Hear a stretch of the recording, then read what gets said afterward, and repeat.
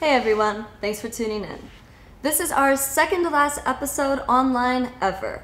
After the season, we plan on filming a full pilot episode to try and sell the show to a cable channel. So, make sure you share us with everyone you know. Help us get our hits up, and maybe, just maybe, you'll be seeing us on the tube instead of your computer. Thanks so much.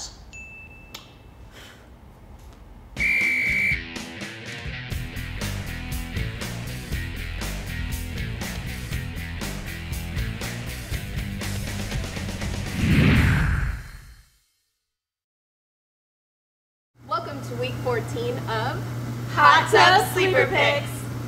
Now, if you're in a normal league, this is your last week before the big playoffs begin. which could mean it's your last chance. Or, for abnormal leagues, the playoffs start this week. Weird. So, listen up and know we've got your best interests in mind. I'm going to start this week.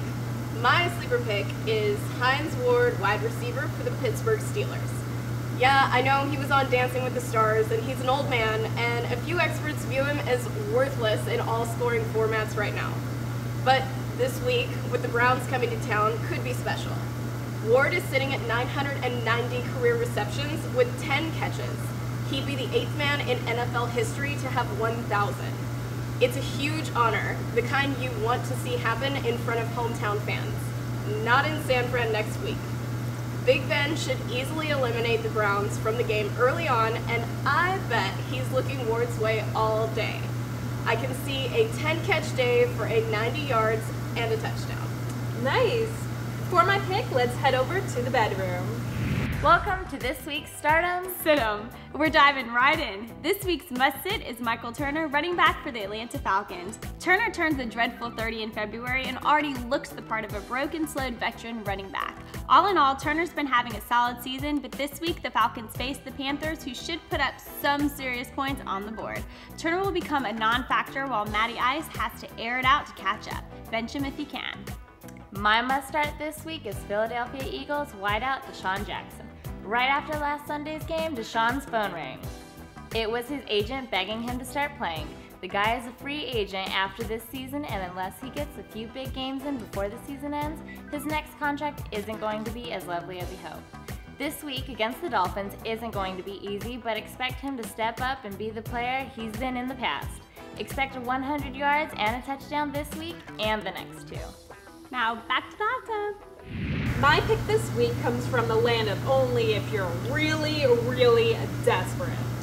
If you made it this far, you still have a chance, but need a quarterback. First, congrats on getting insanely lucky. Second, look no further than Tavares Jackson. The Seahawks host the Rams in the ugliest Monday night game ever. It's so bad, I bet people actually tune in to watch Terra Nova.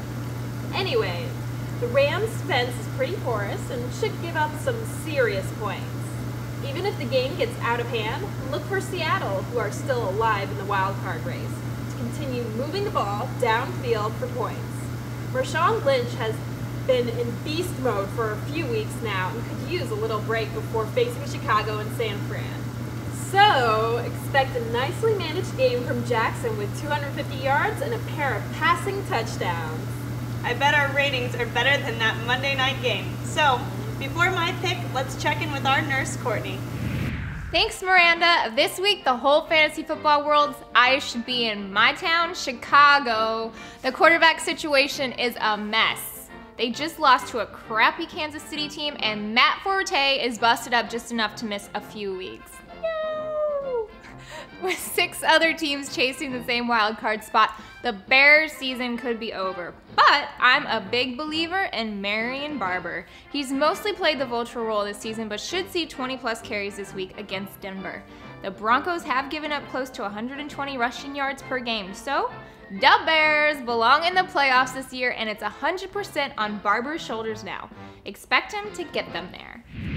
Well, our final sleeper pick this week is Oakland wide receiver Darius Hayward-Bay.